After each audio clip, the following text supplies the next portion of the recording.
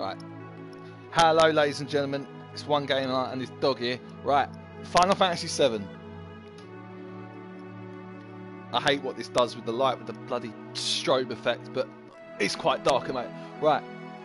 Oh my fucking god. Right. The first time, like I say, playing this game, I thought it was just weird, just around Midgar in the city. Next thing I know, it comes out here. I mean, this is like my reaction when I was first playing this game. It comes out here and I'm like, what the fuck is this? This is like, and I'm looking at this map and I'm like, this world's huge. And I'm like, what are these red dots? They're fucking places you can go. What? And I'm thinking like, what? Is there just like loads of cities like Midgar? I'm in shock about this. Absolute shock. Then I figure out on this world view that you can get stopped for a battle every now and then. By some fucking weird creatures. Like the custom sweet potato.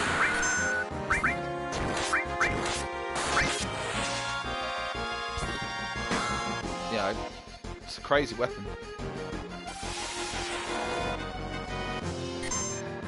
Mantra. Yeah, just like, not because I think this is the point. This is where you put in the second disc of the game, and on PS1, and this shit blew me. I think it's point we did say this. This just blew me away. It's like there's a whole fucking new world to explore.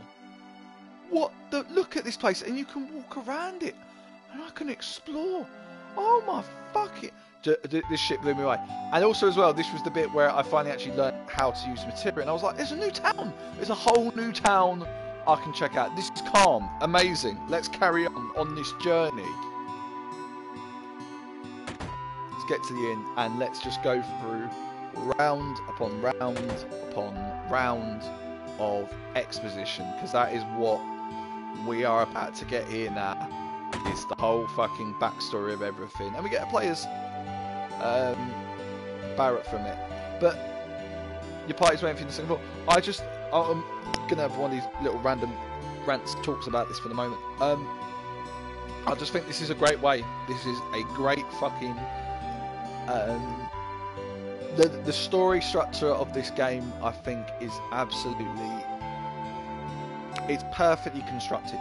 It starts in, there's not a big bit of exposition at the start of the game. At the start of the game, it's straight into the action. Boom, we jump off this train. Who are we? Although, let's go kill these soldiers. And it's like immediately, it's like, okay, so we're some sort of anti-authority figure here, because we're playing, whoever we're playing as, naturally you play as the hero or the protagonist.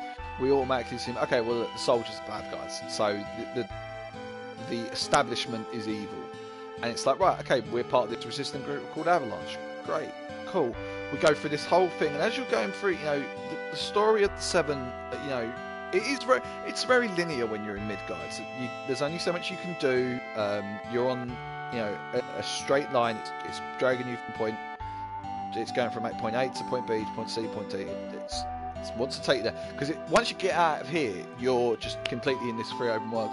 And I like the fact that it was like these little things about Genova and Sephiroth and the ancients and etc. And then when we get here is this nice big exposition scene where this is just like, all right, let's talk about what's happened in the past. Let's kind of like establish a bit more of like this world, and it's done at this really nice idea where, you know, kind of up to this point, you've never had to sort of stay in inns. I mean, like, you kind of sleep in them if you just want to sort of rest your character. But in terms of like a role play, I find this works really well here, because it's kind of this idea, particularly if you've played like any form of role playing game like Dungeons and Dragons and stuff like that, that it's this idea like, right, okay, we've got this party of characters, we've just exited this city, we've had these huge battles, there's all these new questions that are getting asked, there is a clear quest that's been set for Cloud. I want to kill Sephiroth. We need to stop Sephiroth and stop Shinra. Two things we've got to do. Great. And we come out and we come to the first town, and it's just like this great little RPG town, and there's an inn, and the party's going to stay in the inn for the night. Love it. Just love it. Glad you're late, and apart from telling me I'm late. Well, I'm late because I'm procrastinating. Not procrastinating, I'm talking about how great I think this is set up.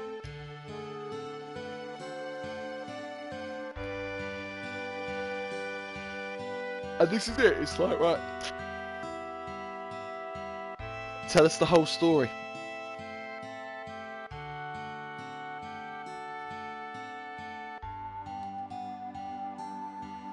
It's just like this great little thing about, okay, we can get all the backstory for Cloud and figure out what's going on until one day. They're war buddies.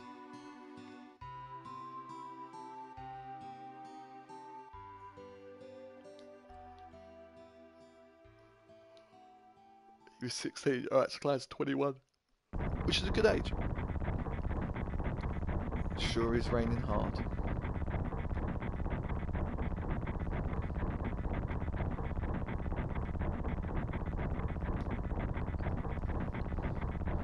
Alright. That kind of indicated no. I wouldn't know. I've never had motion sickness. Alright. I like this idea that they're just like, you know, there are a few soldiers in the back of a van, they're driving along. You see the driver up in front, it's raining. It's just trying to focus on the road.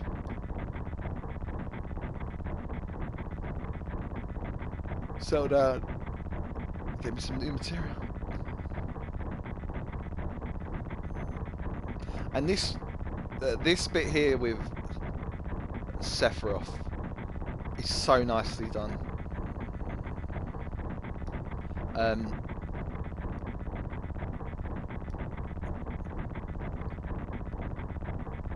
Because of when we get to this battle,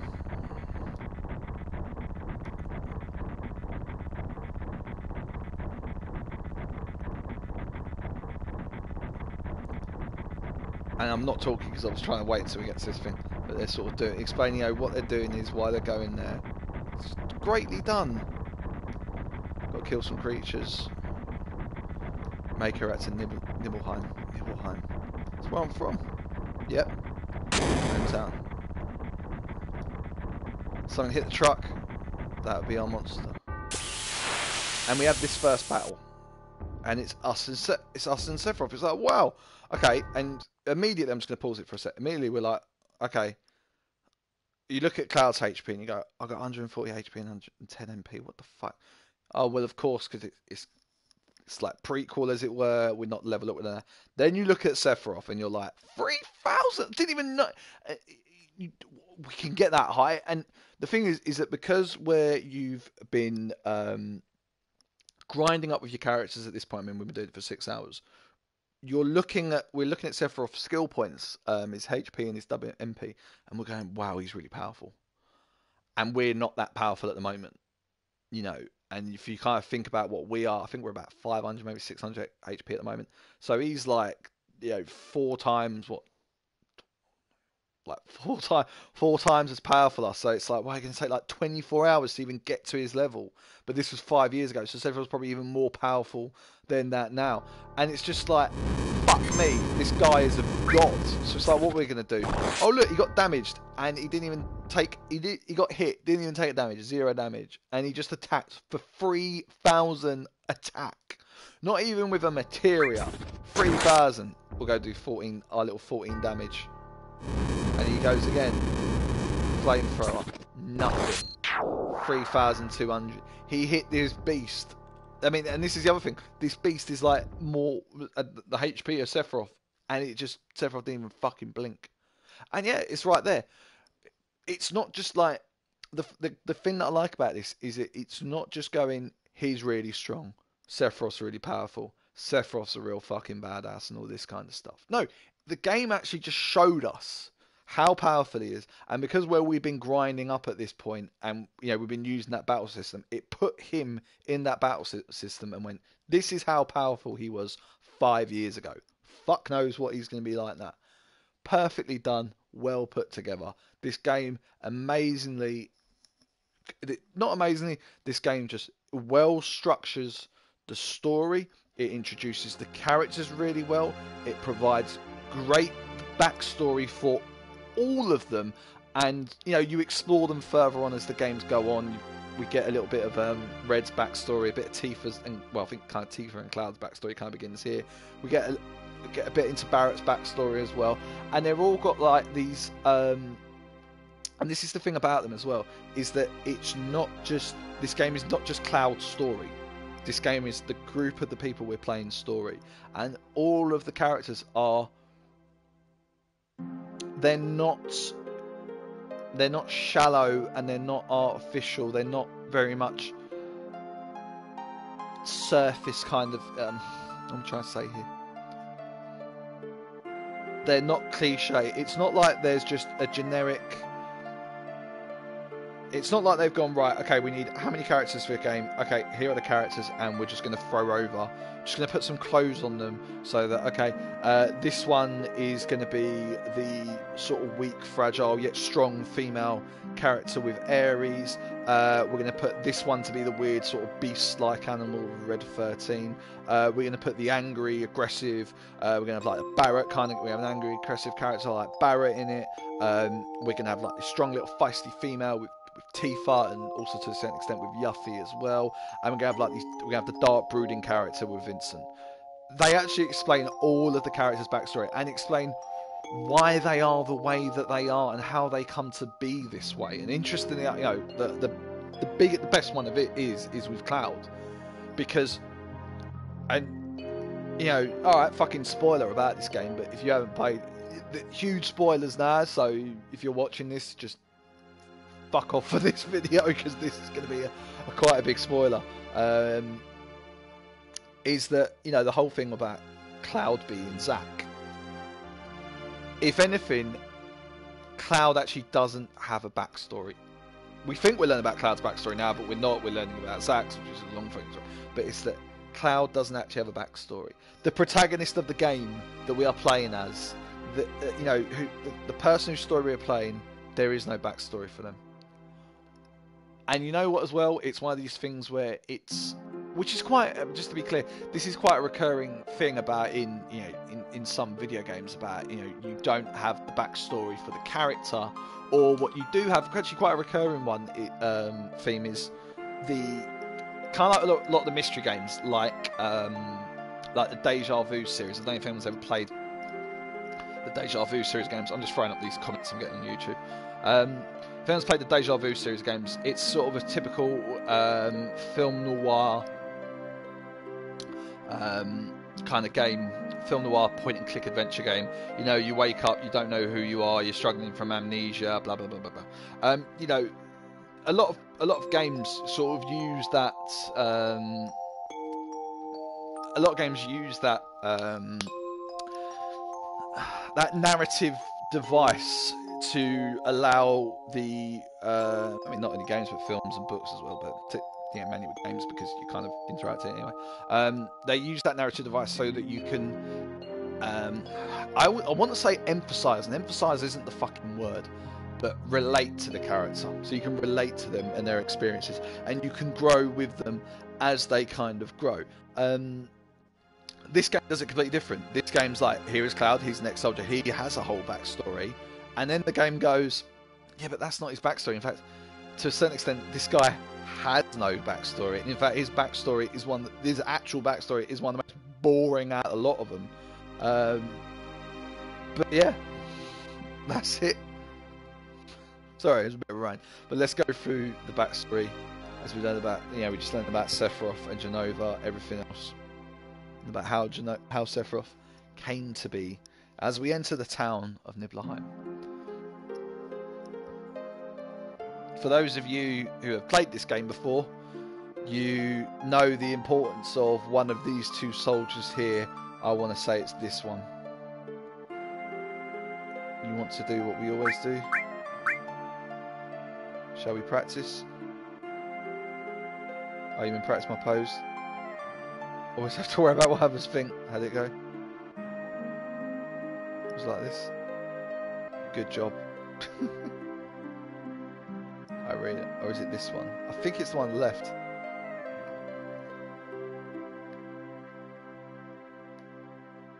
Mako smells pretty bad here.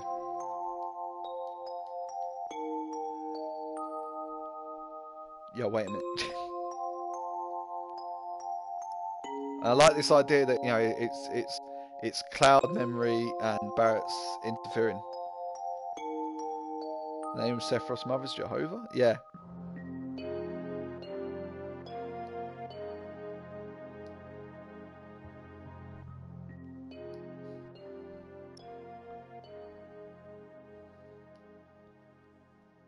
Continue, Cloud. Childhood friends reunite.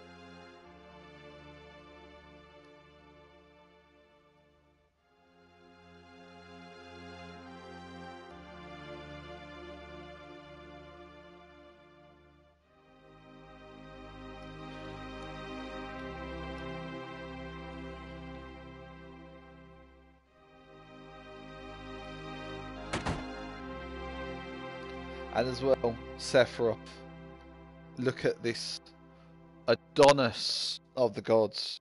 I mean, when I was like 11 or 12, I was like, look at this fucking cool ass character. Tall, the black trench coat, maybe the white hair was a bit, but just looked fucking great.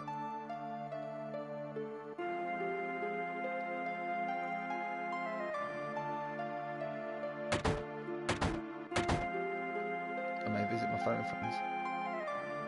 How come? I'm excited.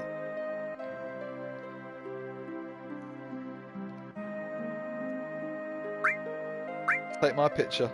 I don't take pictures of nobody's.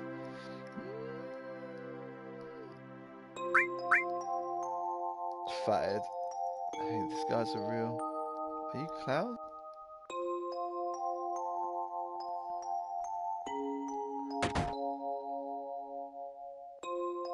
Whose home is this? Who's this man? Who is she?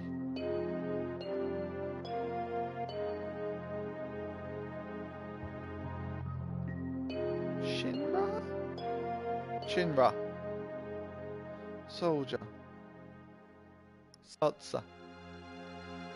You going to kill the monsters? Of course. Got to be a strong man. Get away.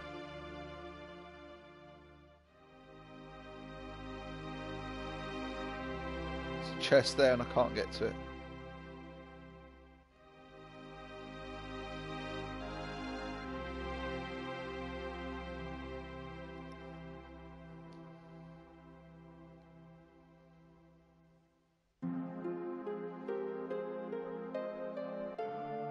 It's alright, just got to reply to a text from my dad. Alright, let's get in it. Whose home could it be? Did you go into my house? Yeah.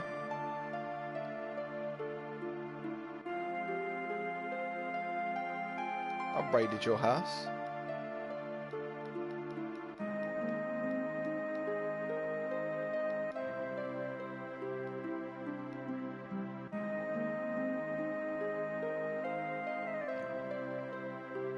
Now went to your parents' bedroom.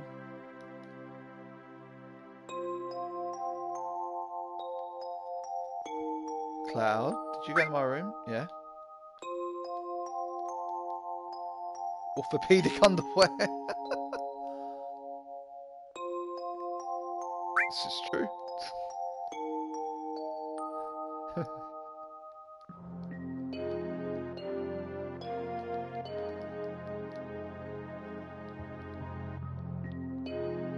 Can't play the piano just yet.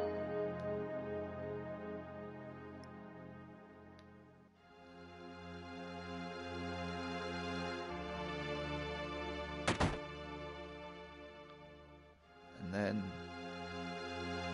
this is my house. There's nothing to do with what happened 5 years ago.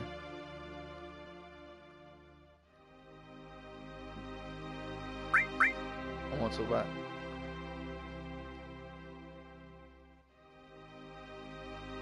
I saw my mum.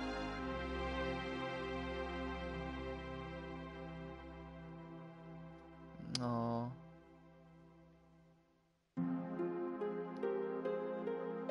Cloud's mum.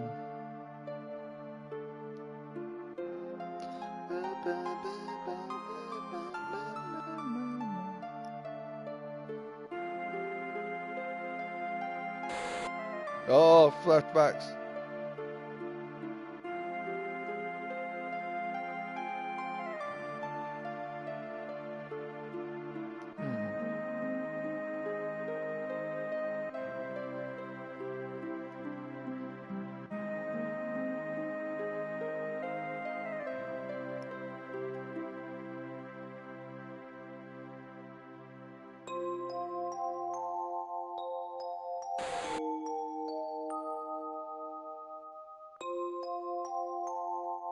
Oh.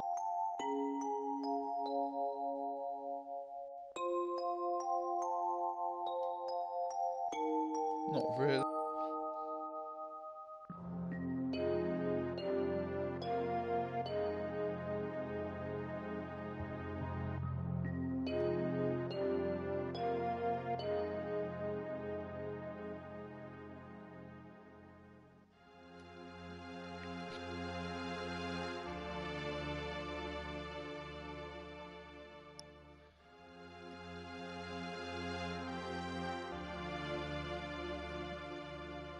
Oh, he's trying to get marry his son off to a MILF.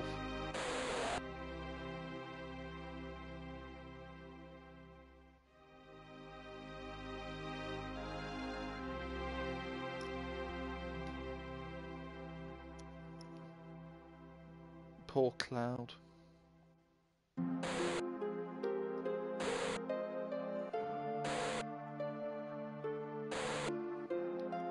I'll always be your mother. Let's stop this.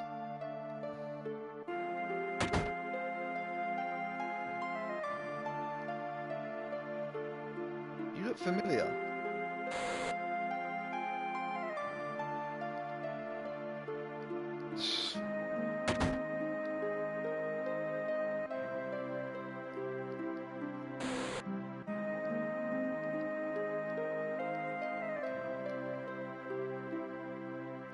Let's get into the inn. Is Shinra to get rid of monsters? Yes.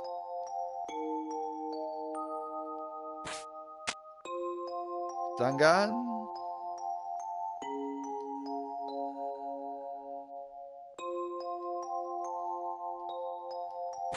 Huh.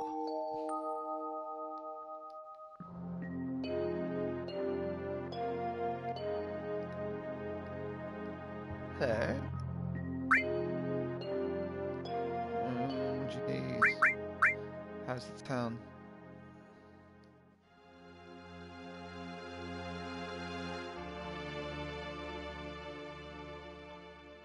Oh.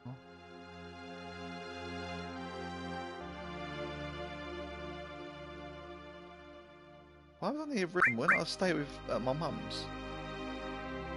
Yeah.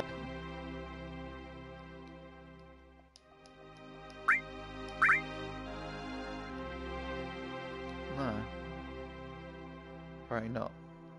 Yo, Sephiroth.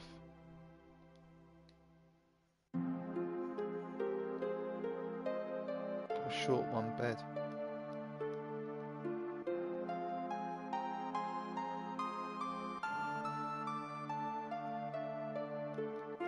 Oh, I'll go stay at my fucking mum's then. We haven't really started tomorrow, we should get some sleep soon. Let's get some sleep.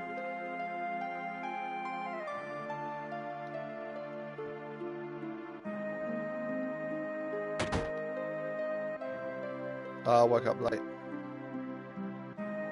Oh, look at that weird spooky mansion.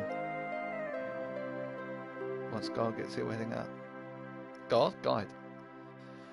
Listen to me, Sephiroth, in case something happens. Trust me. Oh, look, there's Tifa. She's wearing a hat. She's going through her 90s. You're the guide? That's right. So it happens I'm number one guide in this town. It's too dangerous, I can't evolve in this. Now this is what I don't get.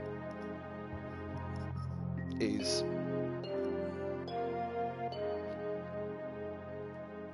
Oh, I'll take a picture.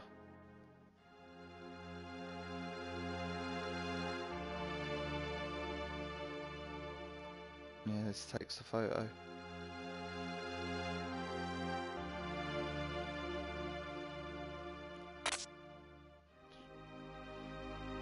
What I don't get is Tifa doesn't probably remember any of this.